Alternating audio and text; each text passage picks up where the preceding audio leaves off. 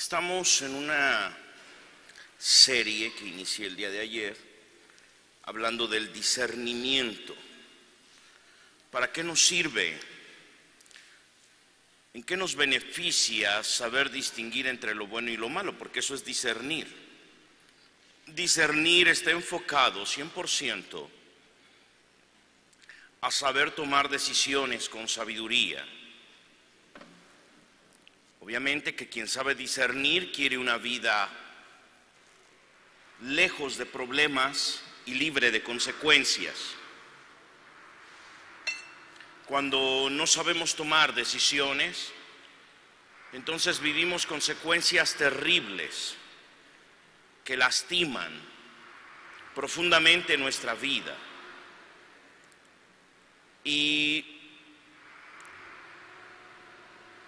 lo importante es aprender a comprender la forma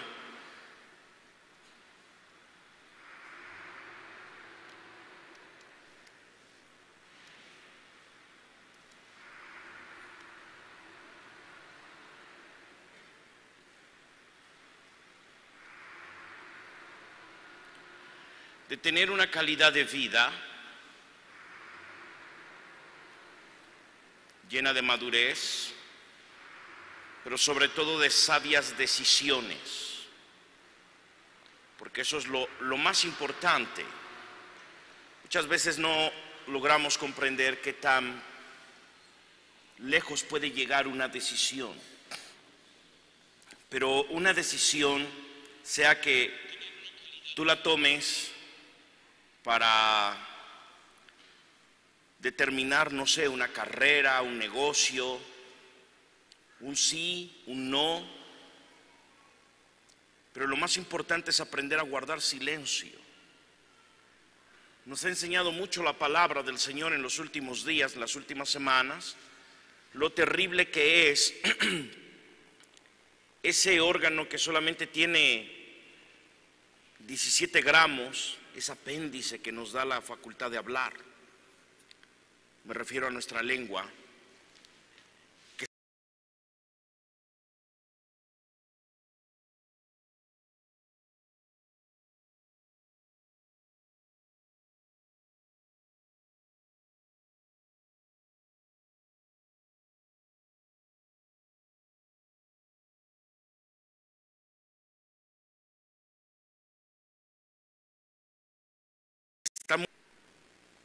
tiene una fuente que brota a través de sus labios. Puede ser agua dulce o puede ser agua amarga. La fuente del hombre es el corazón. Y el corazón tiene dos rostros. Se puede decir que el corazón del hombre tiene dos rostros porque, por una parte, una realidad golpea, vulnera lo que vamos a llamar heridas, y por otro lado hay un rostro con un potencial, unas fuerzas, unas capacidades, un conjunto de fuerzas normalmente positivas. Hay un rostro con un potencial que le permite al hombre alcanzar muchas metas, y lo vamos a llamar pozo. Es así que la herida y el pozo son los dos rostros de la persona humana. Es lo que hace que sea ella misma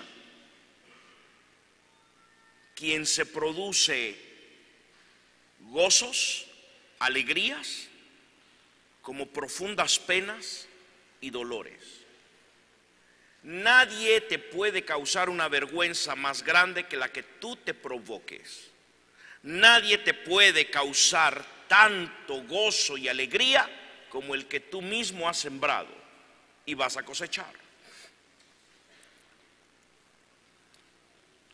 Esto es lo más importante y lo más interesante dentro de lo que es el hombre en sí, porque el hombre es un manantial de todo aquello que ha ido cultivando a través de los años. No es como que alguien diga, ay, discúlpame, es que no me di cuenta. No, no, no, no. Entre más edad tenemos, más hemos aprendido. ¿Cómo? Sí. Hay quien dice que la gente no cambia, solamente aprende a mentir mejor. Y eso es una verdad. Una persona que ha aprendido a ser malo, frío, calculador, que busca lo propio, que busca lo suyo, lo tiene superdominado. Imagínate a los 20 años, ¿cómo será esa persona? Ayer aquí, a unas cuadras de aquí, agarraron en flagrancia a una persona, a un joven de 20 años, 19 años de edad, que se dedicaba a estafar a la gente. La gente va caminando por la calle y él se acerca a alguien y de momento le dice, oye, mira, me acabo de encontrar esto y parece que es de oro.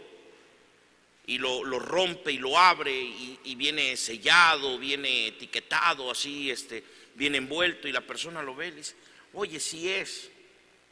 La cosa es de que los envuelve y los convence de que eso es oro. Y la gente dice, ¿y qué vamos a hacer? Porque obviamente que despierta la ambición. Una persona que no tiene ambiciones, pues ya te lo encontraste, qué bueno, que Dios te bendiga. Pero el otro le dice, ¿qué vamos a hacer? No lo encontramos. No, yo me lo encontré. No, pero yo vengo caminando aquí igual y también lo iba yo a levantar. Yo lo vi también, pero tú lo levantaste primero. La cosa es que negocian. Y entonces el individuo lo convence y le dice, mira, quédatelo tú lo vendes y dame 20,000 pesos. Esto vale más porque pesa como 200 gramos, 300 gramos, ¿cuánto vale el gramo de oro? Y así lo empieza a convencer. Pues lo lleva a su casa, le da su laptop, le da su celular, le da el poco dinero que tiene, le da la pantalla y lo despoja de todo lo que puede, lo convence tan rápido. Y el otro se queda emocionado con su barra de oro y resulta que no es oro, es latón. Pero la gente no sabe que los lingotes, que el oro solo se maneja en lingotes, en joyas o en pepitas, no en barritas chiquitas. La barra que menos pesa de oro debe de pesar 1 kilogramo, lo menos. Pero la gente que no sabe, no conoce, y ayer lo agarraron y ya lo iban a quemar. Y le preguntan, porque está la entrevista en el noticiero local de aquí de Tehuacán, y le preguntan a él, ¿por qué lo haces? Dice, es que hay muchos incautos, pero sobre todo ambiciosos. Y cuando la gente es ambiciosa, funciona. ¿Y a cuánta gente engañas a la semana? Bueno, al día acomodo 3 o 4 barras. ¿Y cuánto te ganas? Entre 80 y 100,000 pesos diarios, y solo tiene 19 años.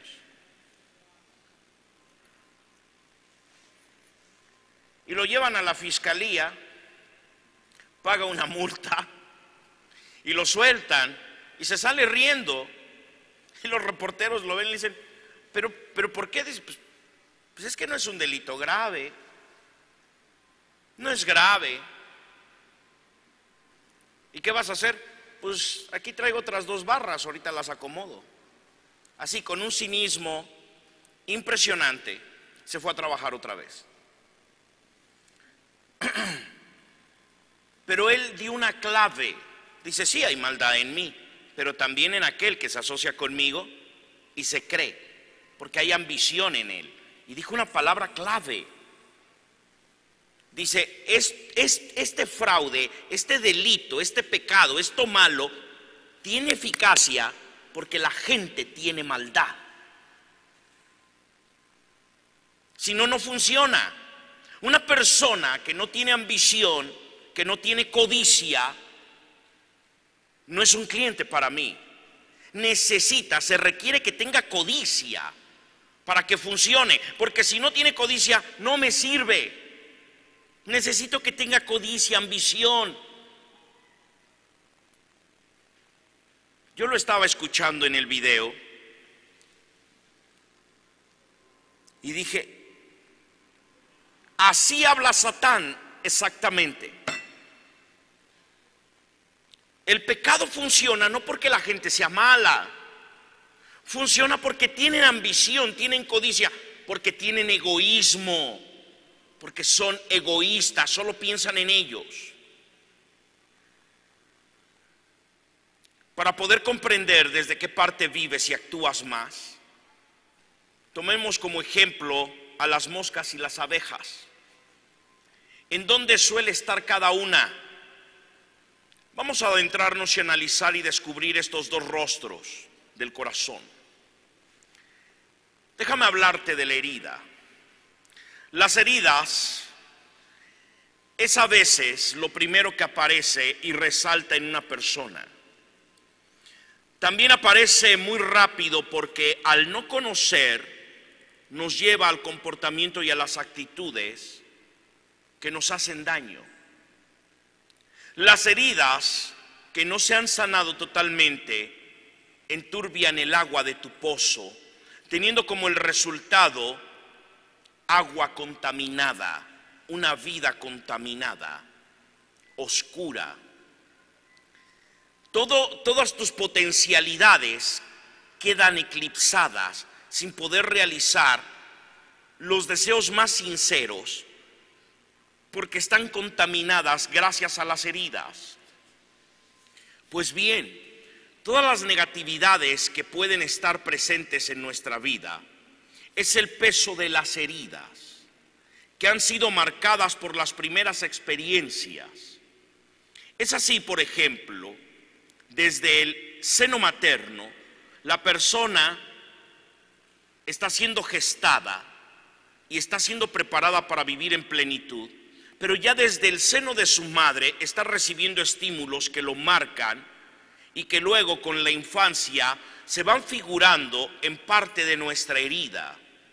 Hay que tener presente que la herida puede ser por falta de amor, de exceso, de dolor, es decir, por la no satisfacción o incluso por las satisfacciones exageradas. Hay niños que padecen de un síndrome llamado emperadores. Son niños pequeños de 3, 4, 5 años que están acostumbrados a mandar, a mangonear, a lastimar a sus padres. Hacen un berrinche, dejan de respirar, se ponen morados, se tiran al piso, se azotan, gritan, babean, hasta se orinan. Si pueden, se hacen del baño. Y manipulan a la mamá, al papá. Y quiero esto, y quiero aquello. Y cuidado con que le quites el smartphone, la tablet, porque ese niño tiene control de sus padres. Ese niño se le está generando una herida por exageración de exceso de protección. Y entonces va a terminar en un síndrome. Por otra parte, cuando se están provocando las heridas y se están gestando los temores, los miedos, en el inconsciente se da también al mismo tiempo la formación de los mecanismos de defensa con los cuales quieren impedir el ser heridos, lastimados, golpeados. Y estos primeros mecanismos de los niños son mecanismos que se forman de manera inconsciente, involuntariamente, sin darnos cuenta. A la vez que se forman los mecanismos inconscientes, también se forman los mecanismos corporales que llegan a ser como el gran mecanismo de defensa.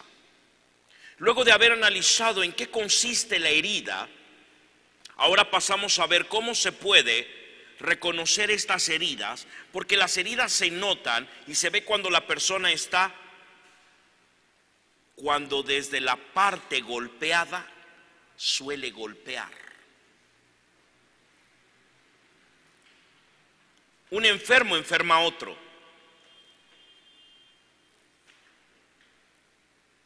Atropellan a un perro, te conmueves, está lastimado, está gritando, está aullando el perro, te acercas, lo quieres quitar de la carretera para que no lo golpee otro carro, y cuando lo agarras para quitarlo te muerde. Y tú dices, pero si te quiero ayudar, ¿por qué me lastimas? Y lo quieres volver a agarrar y te muerde en la otra mano. Porque él está actuando por un instinto, porque tiene dolor, y él no está viendo que tú lo quieres ayudar. Él está razonando que tiene dolor, tiene una herida interna, posiblemente estallamiento de vísceras, posiblemente fracturas en los huesos, no lo sabemos. El animal va a actuar. La gente es prácticamente igual. Una persona contaminada va a contaminar a otros. El egoísta lastima, ofende, controla, manipula, porque solamente es él. Él quiere ser el centro de atención. Él cree que todo lo puede, que todo lo sabe, que todo lo comprende, que todo lo entiende. Y el problema es de que se va a unir y se va a juntar con gente del mismo nivel. ¿Por qué crees que un drogadicto se entiende con otro drogadicto? Porque están igual de enfermos, igual de carcomidos. No puede tener una relación con gente sana porque él no está sano. Por eso busca lo fin. Ahora sí, todo se atrae según su propio género. La naturaleza reclama la naturaleza. Una persona que tiene una mente de triunfador, de éxito, solamente va a poder congeniar con gente que tiene la misma visión que él. Una persona de fe razona solamente con gente de fe. Una persona religiosa se va a entender con religiosos, un fanático con fanáticos, un alcohólico con alcohólicos. ¿Por qué no puede tener una relación con gente de un nivel de mayor salud?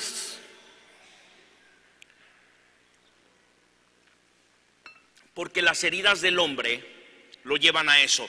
¿Por qué una mujer que ha sido golpeada por un esposo, un novio, un amante, termina la relación y cuando te das cuenta está con otro que también la golpea?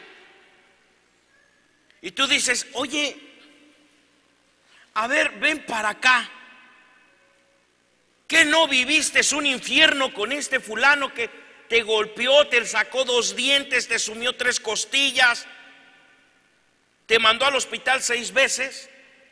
Sí. Y este te acaba de golpear también. Ay, pero está bien chulo.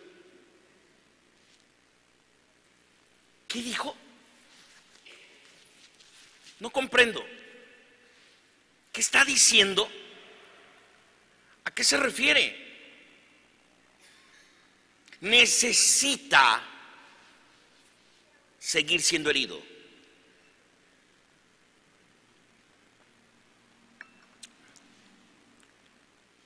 Tengo un amigo pastor de uno de esos ministerios del poder del barrio, donde trabajan con cholos, con gente difícil, gente que estuvo en el narcotráfico, en las drogas, en las pandillas, en las clicas.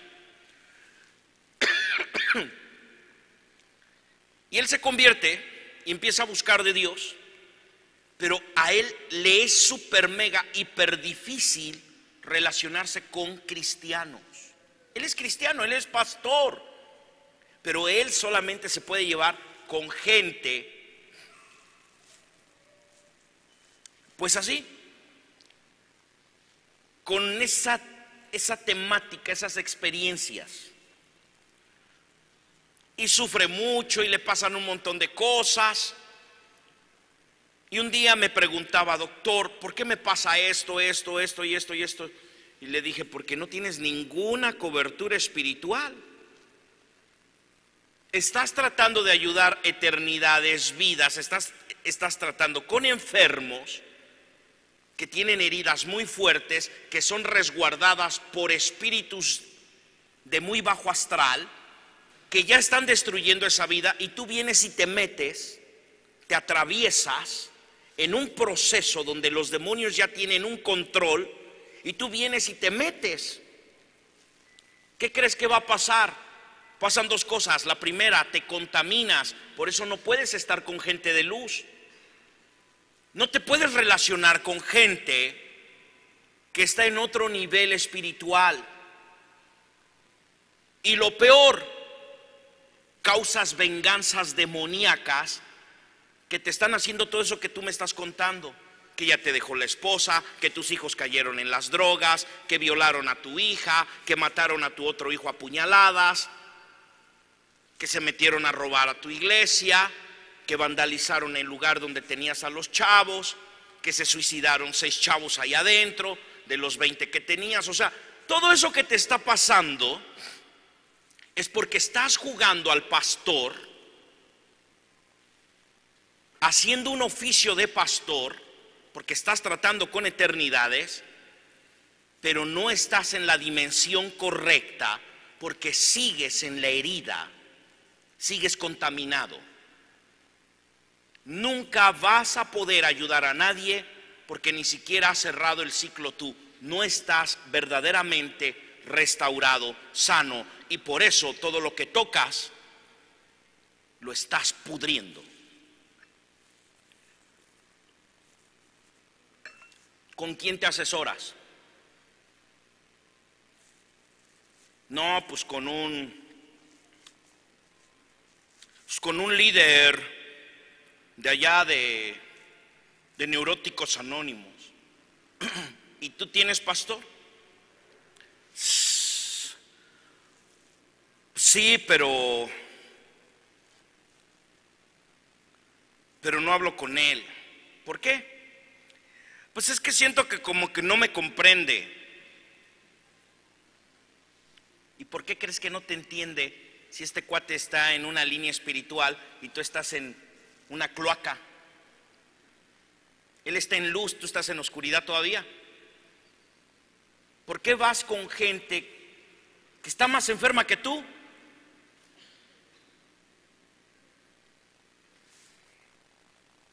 Sé. ¿Qué? Sé. Ya entendí. Sí. Es que sí, tiene razón, Es que sí. ¿Sí qué, brother? No te entiendo. Es que ando mal. Fíjate que yo me desfogo del lugar de orar, del lugar de ayunar, del lugar de meterme con Dios. Me desfogo. Pues nadie lo sabe, pastor, pero yo fumo mucho a solas cuando nadie me ve. Tómala. ¿Sabes lo que abre la puerta de la nicotina? ¿Sabes lo que abre? ¿Sabes lo que está provocando a nivel espiritual en tu vida? Eso te va a llevar a que busques relacionarte no con hombres, sino con mujeres, y vas a terminar en la cama de esas mujeres, o ellas van a terminar en tu cama.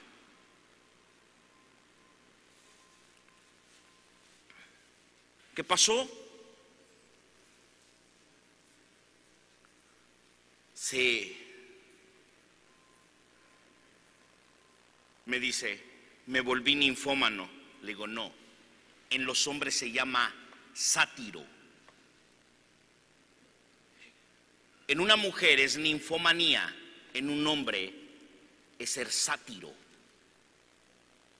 Estás muy oscuro. Tú no eres apto para ayudar a nadie. Estás contaminado. El nivel de oscuridad antes de una posesión es ser sátiro.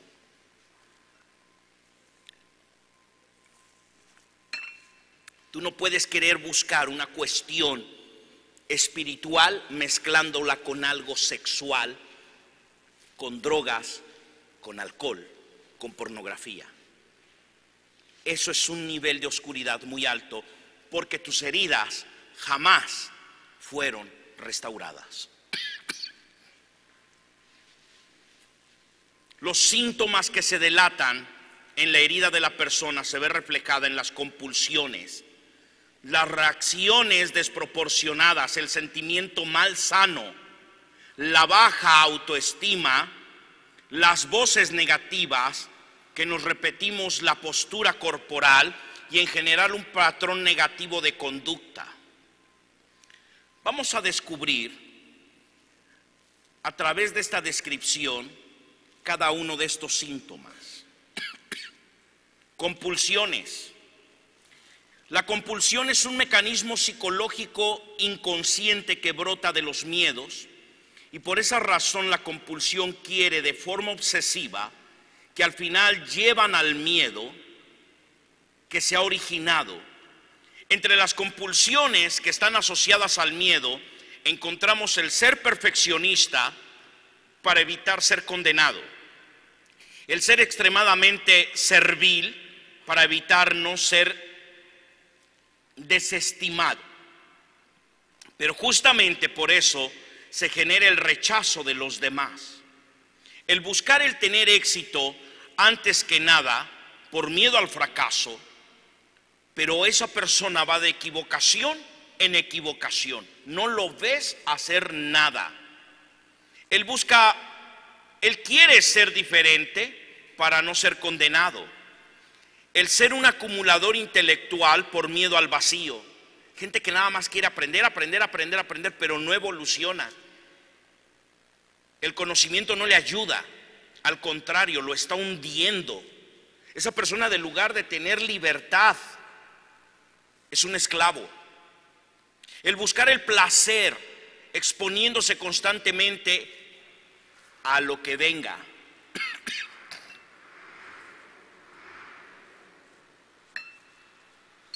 Recuerdo un caso de un pastor casado que empezó a tratar con un matrimonio, una familia. El hombre aquel no tenía empleo, la mujer era la que trabajaba. Ella hacía de todo, vendía de esos toppers, vendía lencería, vendía cobijas, hacía memelas, hacía tortas, tamales. Bueno, la mujer se desbarataba y aquel pues siempre estaba que es que no me dan empleo, y es que no me dan empleo, y es que no me dan empleo. Y este pastor empieza a tratar con ellos y empieza a admirar a la esposa de una manera desmedida y le empieza a dar una consejería mal cimentada. Le dice a la mujer: yo creo que deberías de orar a Dios. Fíjate qué sutil. Yo considero que deberías de orar a Dios porque este hombre no te conviene. Pero bueno, es tu esposo. Yo no lo juzgo, pero yo he estado orando mucho al Señor y Dios me mostró que hay un demonio, hay un espíritu en él. Tiene un espíritu y te está contaminando. Y la mujer era nueva, eran recién llegados a la iglesia. La señora se espantó. Mi esposo, sí, él tiene un espíritu de pereza. Él tiene un espíritu malo. Yo por tu salud te aconsejo que ores a Dios. Eso es tan vil, es tan de pocos hombres. Para no hacerte largo el cuento, la señora se convenció, dejó al marido, empezó a ser la amante de ese pastor, y el pastor dejó a su esposa por quedarse con ella. La iglesia, que era muy grande, como de unas 800 personas, se vino abajo. Han de tener unos 40 tal vez. Todo eso se volvió un infierno, porque las heridas no estaban sanadas en él. Confusión. ¿Cómo puedes mezclar una cosa con la otra? Yo te estoy hablando de un caso del ministerio, de cosas que yo entiendo. Pero eso pasa en las escuelas, pasa en las maquiladoras, en los talleres, en la fábrica, ahí donde tú trabajas, en la escuela. Empiezas a convivir con alguien y cuando te das cuenta, ya te contaminaste y echaste a perder un montón de cosas. Esta gente termina así. ¿Cómo acontecen las compulsiones en la vida espiritual? Las compulsiones, como se ha dicho, generan un miedo en las personas. El mismo que quiere evitar, esto hace que genere una imagen distorsionada de Dios. Las compulsiones hacen que no se perciba al Dios Todopoderoso, a Yahweh Sebaot, a Yahshua HaMashiach, a la Ruach HaKodesh, sino que se adore a un Dios fetiche que hace alianza con nuestra propia compulsión. Por ejemplo, un Dios, no sé, perfeccionista, que te premia si eres perfecta. Si te portas bien, Dios te premia. Si te portas mal, Dios te castiga.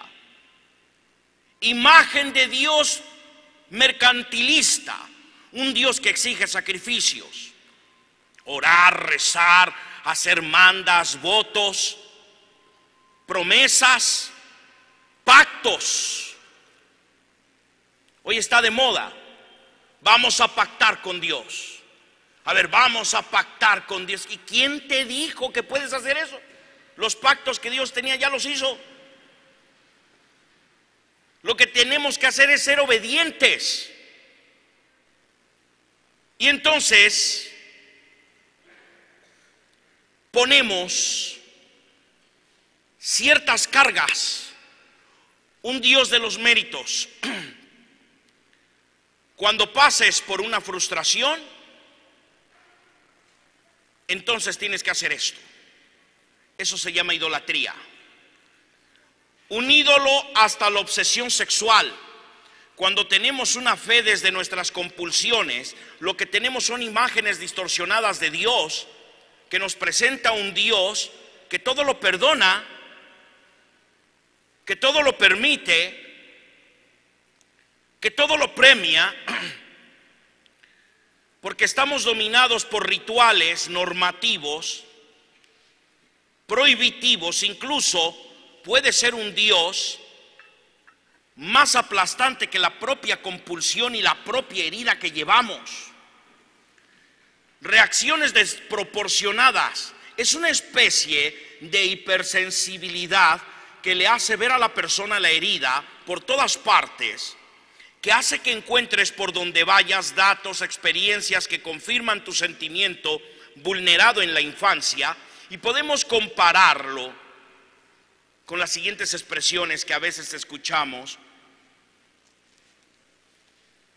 pues muy comúnmente: no me quieren, no soy importante, no me valoran, no me creen, me van a hacer daño, si no hago esto me abandonarán, yo soy mejor, yo puedo más, yo sé.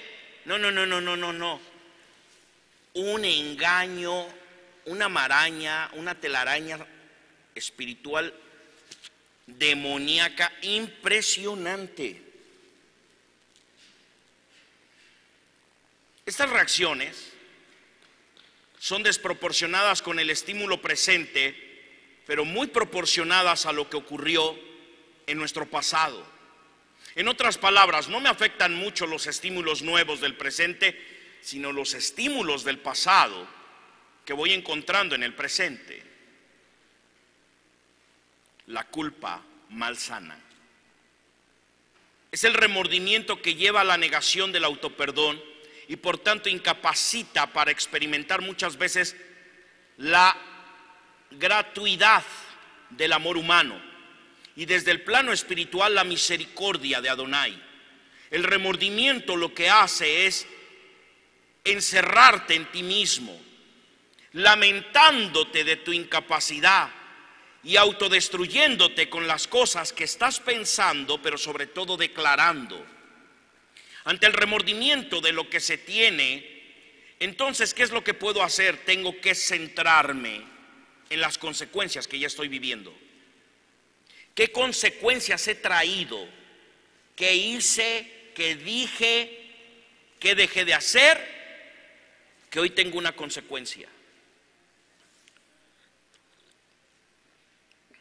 La baja autoestima se manifiesta también en el síntoma de la poca valoración de nuestra propia persona, que nos impide conocernos y autoevaluarnos de forma objetiva. Se debe reconocer tanto las limitaciones, defectos, pero también las capacidades, aceptando como parte integral de nosotros mismos. Ciertas limitaciones te hacen magnificar tus fragilidades, imposibilitando que creas y te comprometas con tu propio crecimiento. La baja estima también no te permite percibir y darle valor objetivo a los demás, que son seres con potencialidades, pero también con fragilidades, que también están en un esfuerzo constante por superarse. La baja autoestima se debe a las voces que escuchamos y que nos hicieron mucho daño. Estas voces, si no han sido superadas, pueden estar activas, quizás con el mismo grado en el de nuestra infancia. El patrón negativo, sobre todo en la conducta, la herida, la vulneración genera un patrón de conducta vulnerado que frecuentemente es sostenido por las falsas ganancias.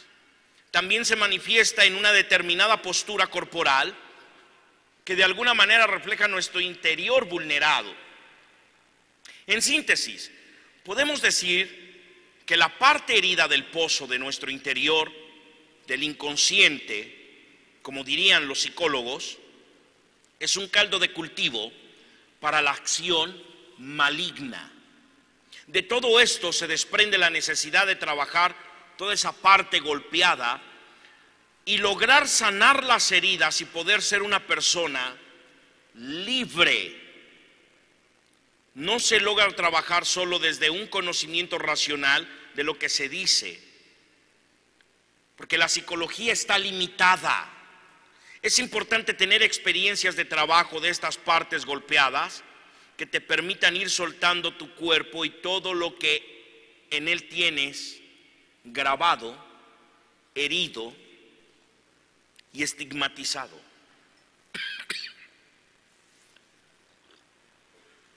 El otro rostro de la potencialidad del ser humano, este otro rostro del corazón que poco se conoce, porque lamentablemente muy poco nos permitimos entrar en él. Este otro rostro está en lo más profundo, en lo más íntimo de nuestro ser, y es un tesoro y lo más auténtico de nosotros mismos. Desde la teología podemos decir que el potencial es nuestra dignidad de ser pueblo de Dios. El crecimiento personal y espiritual que queremos tener todos solo se podrá crecer si nutre nuestro pozo con el agua de la fe. En otras palabras, con el agua que nace del manantial interior, con la espiritualidad. Es así que el manantial interior alimenta el pozo de nuestras cualidades, afectos, potencialidades, y hace que brote hacia el exterior. Esto me hizo recordar a San Ignacio de Loyola, que decía: no sirve tu fe para ti mismo, sino tu fe es poderosa cuando tú pones tus dones al servicio de los demás. Es un principio ignaciano. Es que ahorita esta charla me hizo recordar una clase de hace 28, 29 años. Y es que las heridas tienen unos síntomas que se evidencian en las personas, pero quiero que descubras los síntomas que develan nuestro pozo, nuestro propio manantial, o nuestro gran castillo interior, nuestra fortaleza, que se hace que se note que vivimos más desde la parte del corazón que desde la herida. Potenciar la positividad se debe de notar, por ejemplo, en el compromiso con tu proceso continuo de crecimiento, en la capacidad de autocriticarte positivamente, en la capacidad de tomar decisiones, en la libertad, sobre todo en las relaciones, en la aceptación de la crítica externa para el crecimiento, en la ausencia de los miedos psicológicos, en el manejo de la culpa sana, en las reacciones proporcionadas a las realidades presentes, en la disminución de los empleos de mecanismo de defensa y en la posibilidad de abrirse al amor misericordioso de Dios y de su Espíritu Santo. Porque esto es lo más importante para nosotros. La autoestima positiva consiste en valorarte positivamente y objetivamente a ti y también a los demás. Significa aceptarte y aceptar como personas con dos rostros en su corazón a los demás. Un rostro que está herido, está lastimado, pero un rostro que también tiene fe, un pasado y un presente. Saber trabajar. El trabajo nos construye como personas humanas. Saber respetar, que fue lo que no le pasó a los dos pastores que puse de ejemplo. No supieron respetar. ¿Cuánta gente no sabe respetar? Esto es tuyo, esto no es mío. Este es tu trabajo, no es el mío. Este es tu esfuerzo, este es tu sacrificio, no es el mío. Este es tu éxito, no es el mío. Este es tu novio, no es el mío. Este es tu esposo, no es el mío.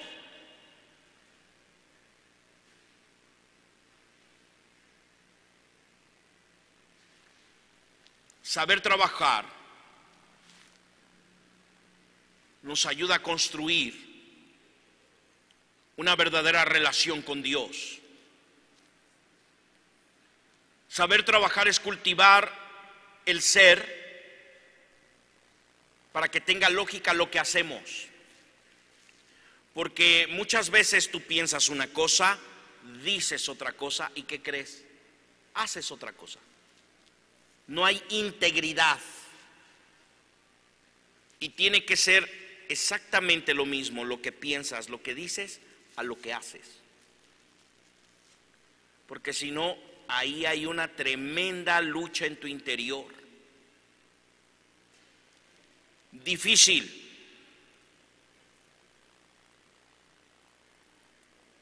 En otras palabras, el trabajo debe de ser fruto de tu constitución íntima, de tu relación con Dios, de manera que las cosas que hagas siempre van a llevar tu sello.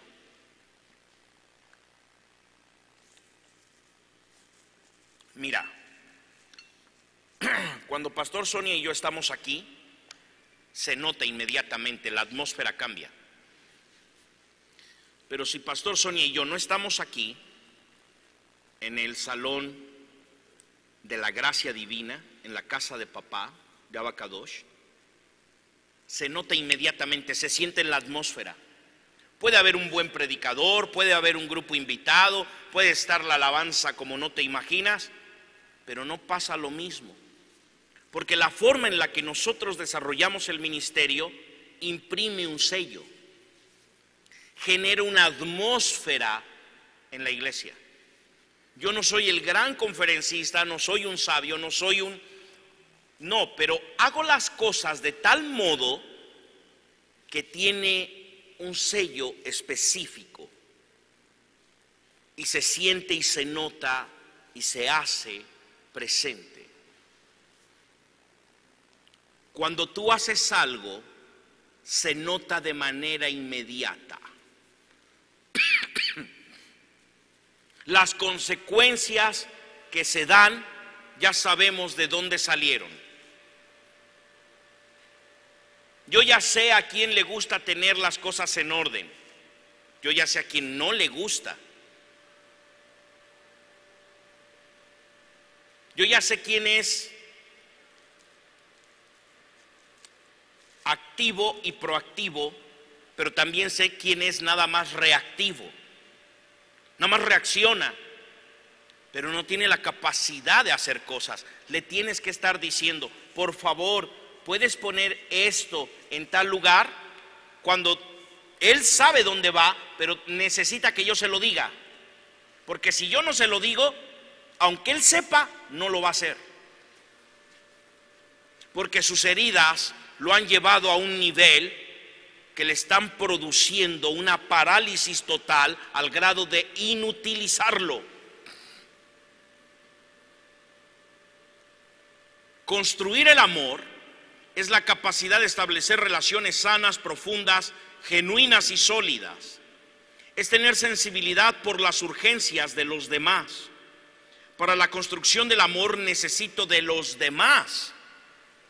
Por esa razón el amor debe de llevar solidaridad.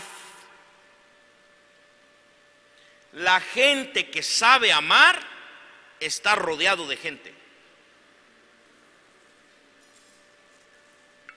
La gente que no sabe amar siempre está sola. Porque aunque él diga, no, pero es que yo los quiero, yo los amo, los quiero mucho y los quiero ver triunfar, pues yo no te lo creo. Porque cada vez que estoy cerca de ti, ya no más falta que me muerdas.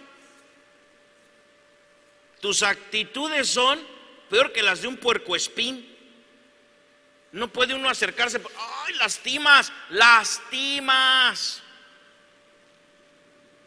Conciencia de lo que es la solidaridad es tener conciencia de que el ser humano es correspondiente del bien de los demás. Discernir desde el plano humano. Mira, de entrada, para discernir desde el lado humano se necesita un buen conocimiento propio desde el punto de vista natural. En la vida de la persona existe, por un lado, una fuerza interna negativa gracias a sus heridas, que termina haciendo daño a él y a los que se le acerquen. Pero también podemos encontrar una fuerza que permite actuar desde lo mejor del corazón del hombre, desde su pozo. Hay un libro de Carlos Cabarrus que se llama La danza de los íntimos deseos. Un libro muy viejo. Y podemos ver ahí cómo tomar tres elementos que contiene el manantial de cada persona, su pozo: la propia identidad, la conciencia y la experiencia de una vida en relación con Dios, también conocido como agua viva. La identidad, de entrada, podemos preguntarnos qué es lo que nos hace ser lo que somos. ¿Por qué soy como soy? Ciertamente hay cualidades que nos dan identidad. Estas son, por ejemplo, el color de la piel, nuestro género, incluso nuestra profesión. Sin embargo, lo que nos hace únicos en la vida son esas fuerzas en nuestro interior que nos hacen capaces de soportar los peores momentos de la vida. Esas fuerzas no son las mismas para todos. Podemos preguntarnos, ¿cuáles son estas fuerzas que te hacen ser único en la vida? A esas fuerzas, permíteme llamarle deseo o deseos. La persona deberá de poner mucha atención a la fuerza que tiene en sus deseos más profundos, que alberga en su manantial, en su pozo. Hay niveles de deseos. Los más profundos hablan de lo que en verdad puedo lograr hacer. La conciencia y el sensor del corazón. En nuestro manantial también encontramos la conciencia. La conciencia no son las normas, lo que nos impide o deberíamos. La conciencia se entiende como la voz de nuestro manantial. Te dije que para discernir era necesario purificar y afinar el oído para escuchar la voz de la conciencia. Si vamos a discernir desde el plano humano o la voz de Dios, que es 100% espiritual, la conciencia me dice cosas, quién soy y qué debo de hacer. Dicho de otro modo, la conciencia me dice en un primer momento, esto te da vida, esto te la quita. Esto te hace bien, esto te daña. Y después nos dice la conciencia, esto es lo que tienes que hacer. Esto evítalo, ni te atrevas. Pero hay quien pasa por encima de su propia conciencia. Por eso Dios no tendrá por inocente al que sabiendo hacer lo bueno, no lo hace.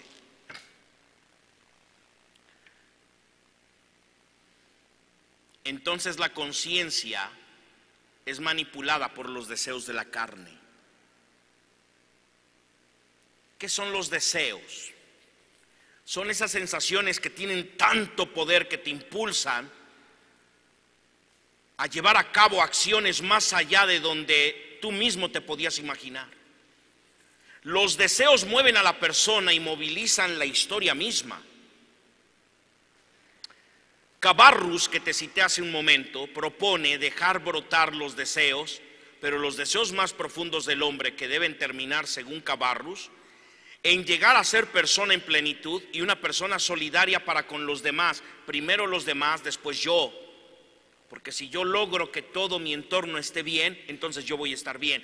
Pero si primero yo, después los demás, todo tu entorno estará patas para arriba. En definitiva, la plenitud de la vida está enmarcada en la solidaridad que tiene que ver con la búsqueda de la vida y de la felicidad. La solidaridad se da en compartir. El amor es nuestra batalla. El agua del pozo, el amor, la fe, ni siquiera es para ti. Es para que la compartas, es para que la pongas al servicio de los demás. Los intereses que logramos tener no nos permiten muchas veces unir esto.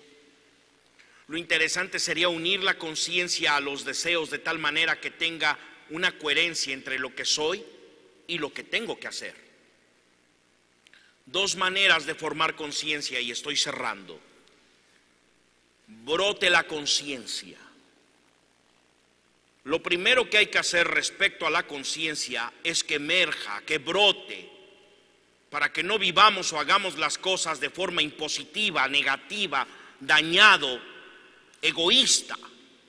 Cuando decimos que se necesita brote la conciencia, nos estamos refiriendo a escuchar la voz y no otras voces externas que nos dicen lo que debemos de hacer. El problema de este pastor que yo te decía, que de lugar de aconsejarse con gente superior, sana, espiritual, se aconsejaba con puro enfermo. Y todo lo destruyó.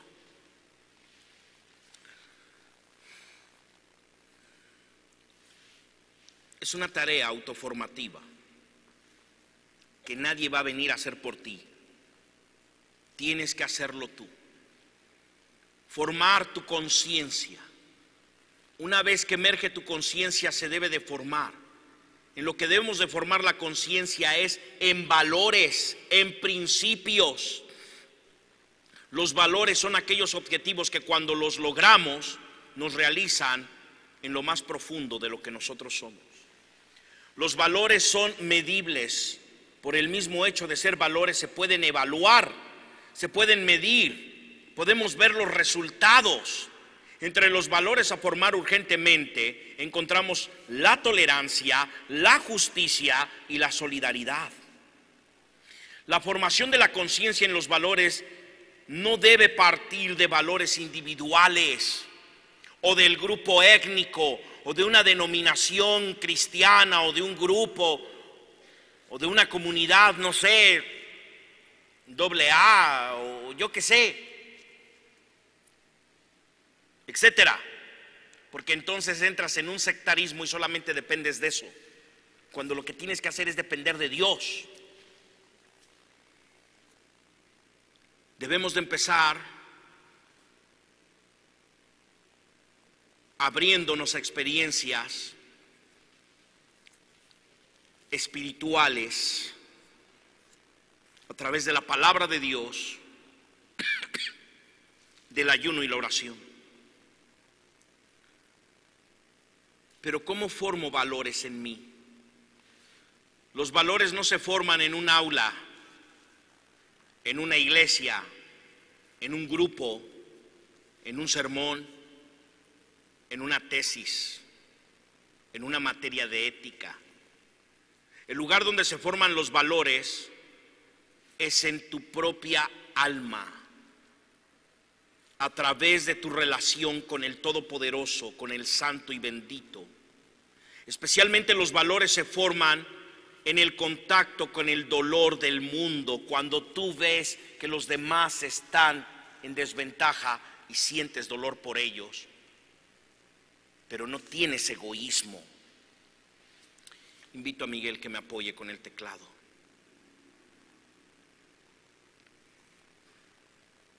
Tal vez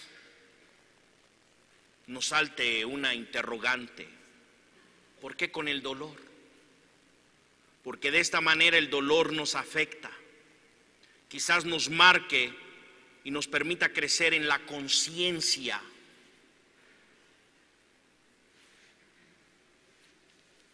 Necesito experimentar el dolor de los demás para ver la capacidad que tengo de servir.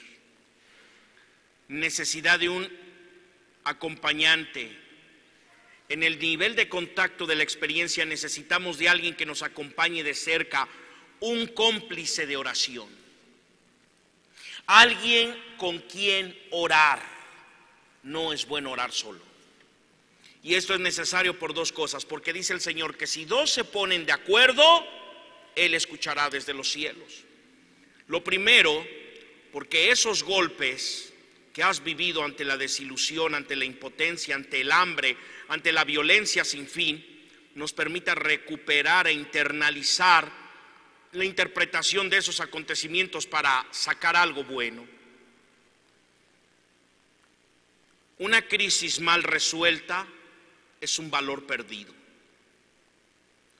Lo segundo, por lo que es importante tener un compañero de oración, es que nos ayude a retomar la alegría y mirar más allá de nuestros egoísmos.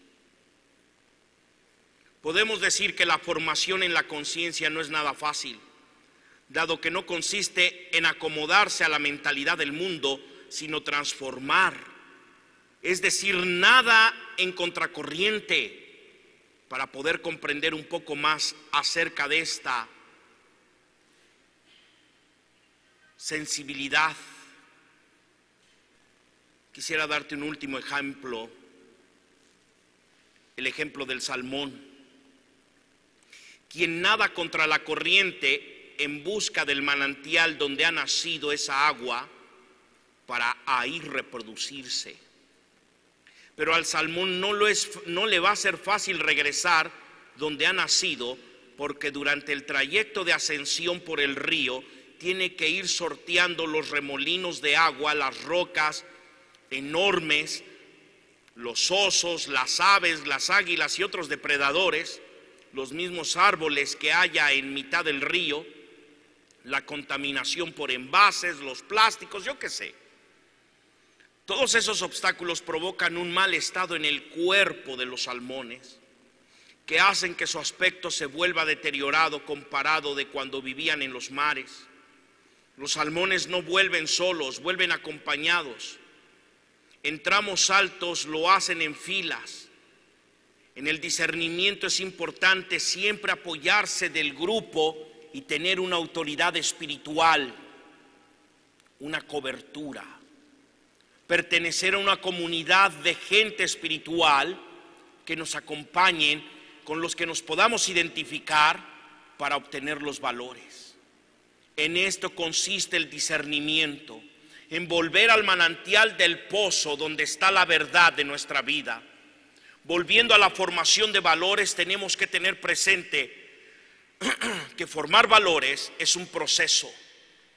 Los valores se forman por la repetición de los hábitos, creados por repeticiones de actos, pero no nacidos de experiencias, de intereses propios o egoístas, sino del deseo de servir.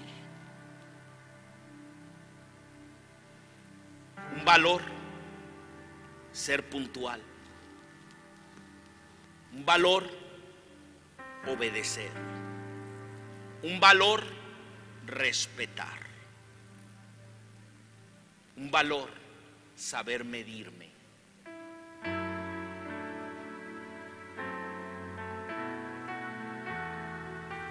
Y es que es tan triste no saber hacer eso.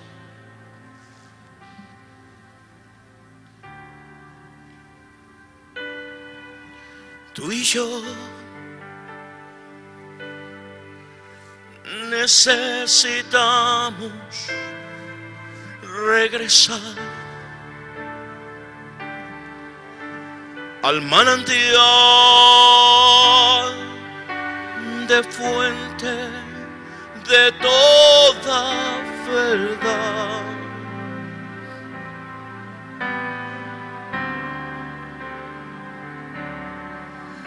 Pero es imposible si no tengo principios y valores que me alleguen a la fuente de verdad, el manantial. Ese es Dios, trino y uno, Padre eterno, Jesucristo. Ruach HaKodesh es el manantial donde están los valores de verdad que nos dan felicidad.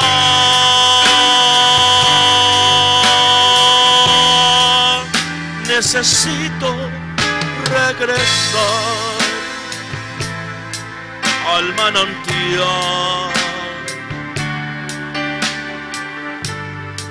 Pero hay una lucha interior.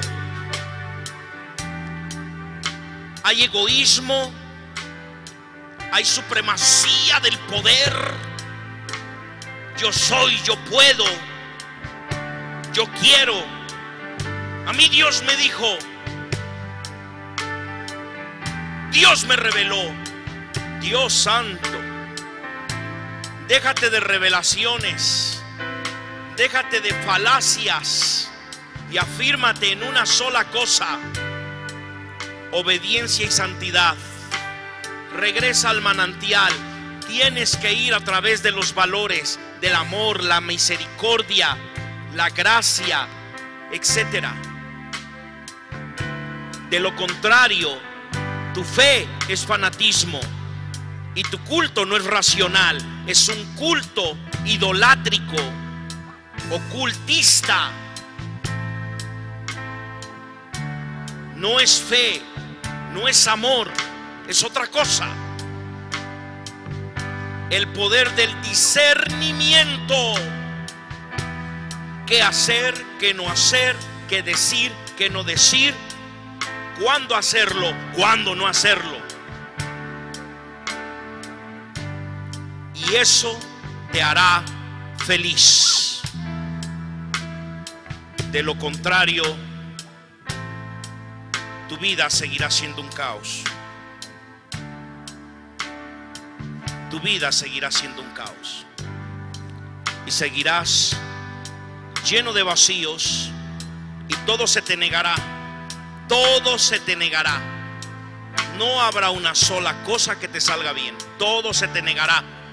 Porque no estás en la verdad. Porque tal vez tus principios, tus valores, tus éticas no están cimentadas en la verdad que es Dios. Él es el camino, la verdad y la vida. Si tú te manejas en la verdad, Él te va a respaldar. Si tú te manejas en la mentira, en el egoísmo, allá me cuentas cómo acaba tu historia. Tienes una gran oportunidad hoy. Toma este don de parte de Dios, el discernimiento. Deja que esta herramienta del Espíritu Santo te permita tomar una sabia y prudente decisión de regresar al manantial, que es la verdad. Solo ahí encontrarás paz, provisión y habrá restitución. Todo lo que hayas perdido te será restituido de la mano de Dios. Todo, salud, espiritualidad, fe, bueno, hasta lo económico. La bendición y la provisión te van a perseguir hasta alcanzarte. Eso te lo garantizo. Camina en la verdad, haz las cosas conforme a la voluntad de Dios y jamás te quejarás de que Dios te está bloqueando. Conéctate con el manantial. Abacadosh, permite a estas almas regresar al origen de su propósito. Usted, permíteles tener una vida en santidad. Aléjalos de aquellos que los contaminan y aléjalos de aquellos que los confunden. Permite que esta gente se cimiente solamente en tu palabra y que viva una verdadera relación contigo, genuina relación contigo, porque eso traerá bendición y provisión de lo alto. Amén, amén y amén. Toda rabá, aminu shamay. Le pido esta noche a la profesora, a mi asistente personal, que ore por la ofrenda. Y esta noche le pido a mi hermana Tere Coyol que nos despida de la casa de Abacadosh. Aleluya.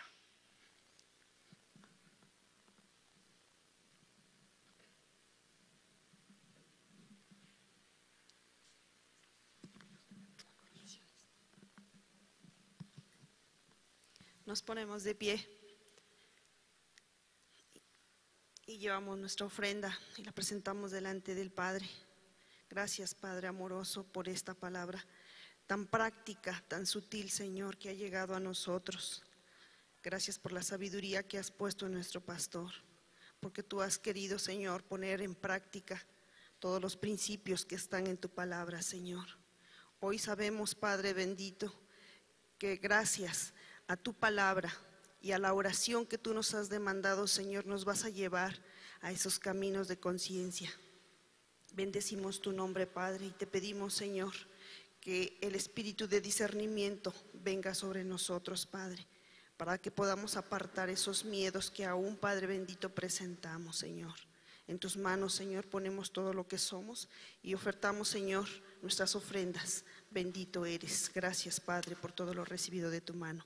En el bendito nombre de tu Hijo amado, Yahshua HaMashiach, en unión con tu Ruach HaKodesh, tu Espíritu Santo.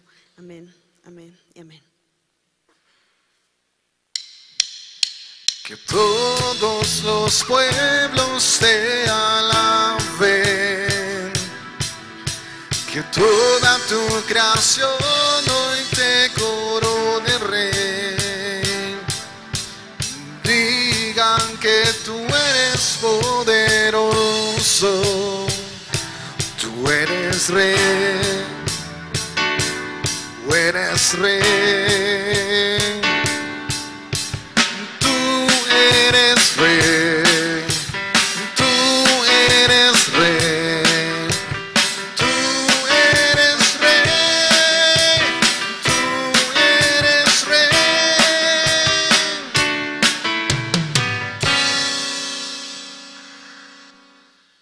Amén. Vamos a ser despedidos, hermanos. En esta hora, Padre, te damos gracias por darnos esta palabra, Señor, por ayudarnos a volver al origen, Padre Santo, por volver a ese manantial, a ese pozo de agua viva que eres tú, Señor. Bendito sea tu nombre. Te pedimos, Señor, que guardes nuestros caminos, Padre, que bendiga, Señor, el transporte que vamos a usar, que nos libres y nos guardes de todo mal, Padre. Y en esta hora te alabamos, te bendecimos, te glorificamos, Señor.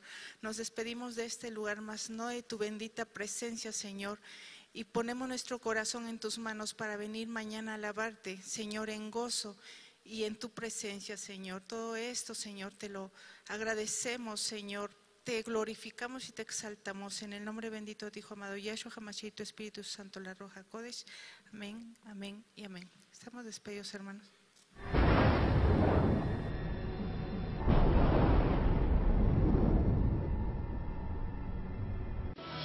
Llegó la hora de ir más allá.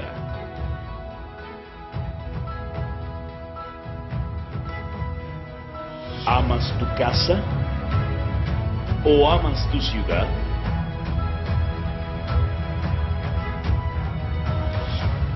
¿Estás comprometido?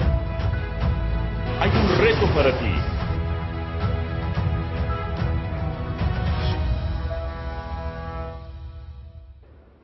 Muchos son los llamados, pero pocos los escogidos.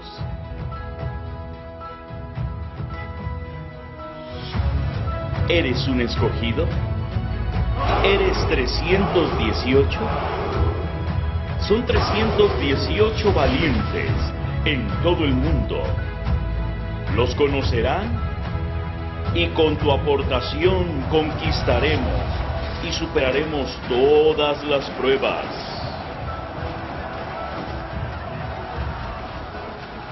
¿Estás listo? Levántate y prepárate para la conquista. Tu aportación cambiará millones de eternidades.